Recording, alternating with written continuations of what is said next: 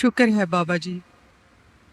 बाबा जी, आपके समुख हमारी एक अर्ज है। आप फरमाते हैं कि असल शब्द गुरु है।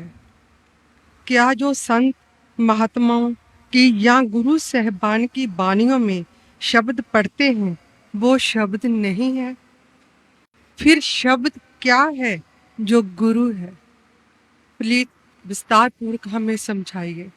बेटा, इंसान हर एक चीज का अपना तर्जुमा करता है और अपनी तरफ से आसान तर्जुमा करने की कोशिश करता है। अब जब आपने लफ्ज़ शब्द इस्तेमाल किया है तो कैसे इस्तेमाल किया है? शब्दे उपजे शब्दे भिण से, नामो उपजे नामे भिण से। ठीक है। अब शब्द के जरिए सारी उत्पत्ति पैदा की गई है और शब्द के बगैर यहाँ किसी चीज की हस्ती कायम नहीं रह सकती। सो इसलिए शब्द तो वो ताकत है।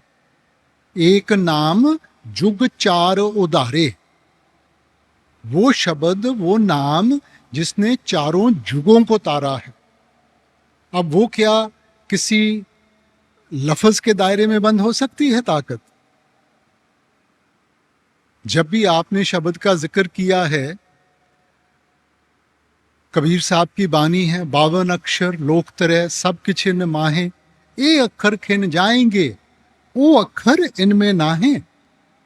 और इसी सोच को आगे ले जाते हुए गुरु घर ने फरमाया था, जिस वक्खर को लैंड तू आया, राम नाम संतन घर पाया।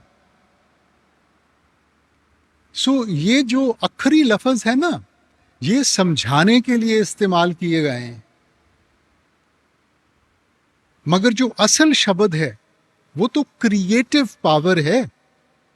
ये वो ताकत है जिसने सारी सृष्टि को पैदा किया गया है। अब देखो, आप लफ्ज ले लें प्यार का। अब जो अखरी लफ्ज प्यार है और जो प्यार की ताकत है, वो दो अलग अलग चीजें हैं। लफ्जों का सहारा लिया गया उस ताकत को समझाने के लिए, मगर प्यार प्यार कहने से प्यार का एहसास नहीं होगा। अब जैसे घर में बच्चे का जन्म होता है, माँ बाप नामकरण करते हैं, तो जो भी उनको लफ्ज अच्छा लगता है वो बच्चे के साथ जोड़ दिया जाता है। अब जब भी उस लफ्ज को दोहराएंगे, उसका ताल्लुक बच्चे के साथ है, तो ध्यान बच्चे की तरफ जाता है ना। मगर दिन में माँ ने बच्चे को कई अलग अलग लफ्जों से पुकारना है। अब अलग अलग लफ्ज इस्तेमाल करने के साथ उसका और बच्चे का रिश्ता तो नहीं बदल जाता। लफ्ज तो इस्तेमाल किया गया उसकी एक हस्ती जोड़ने के लिए।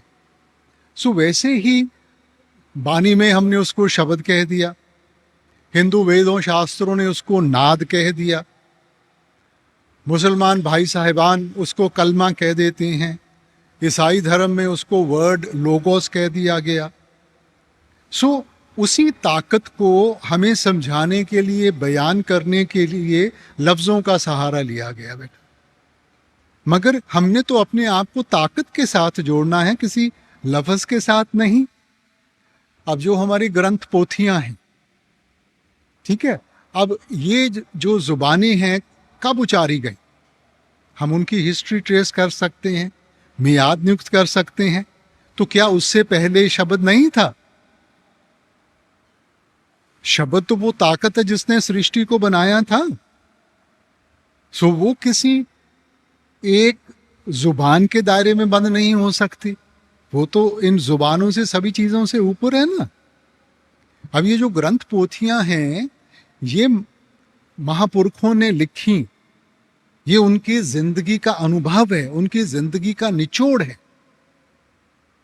ये अनमोल दौलत आप हमें दे के गए हैं कि हम उनको पढ़ के कुछ सीखें और उसको अपने सामने रख के अपने आप को उसमें ढालने की कोशिश करें।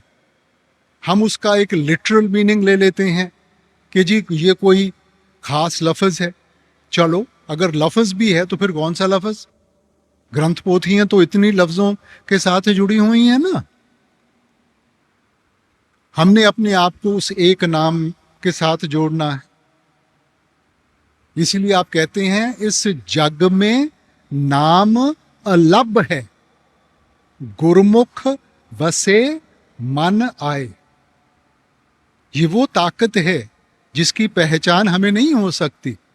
गुरमुखों की संगत में जाती हैं, वो युक्ति समझाते हैं, उस युक्ति को अपनाएंगे, ध्यान को अंतर्मुख करेंगे, तब हमें उस सच्चे शब्द की पहचान होगी। कबीर साहब की भी बानी सुनते हैं ना, कबीर आधी साख यह कोट ग्रंथ कर जान, नाम सत जग झूठ है, सुरत शब्द पहचान। कि जब सुरत को शब्द के साथ जोड़ेंगे तब उसका एहसास होगा, तब उसकी पहचान होगी। ये कोई अखरी लफ्ज नहीं है। अब ये जो हम पंजाबी जुबान बोलते हैं, कुछ साल पहले तो ये जुबान नहीं थी बेटा। तो क्या इसके पहले कोई मुक्ति नहीं हासिल करता था? किसी को शब्द की पहचान नहीं थी बेटा। सो लफ्ज उचारे गए हैं हमें समझाने के लिए।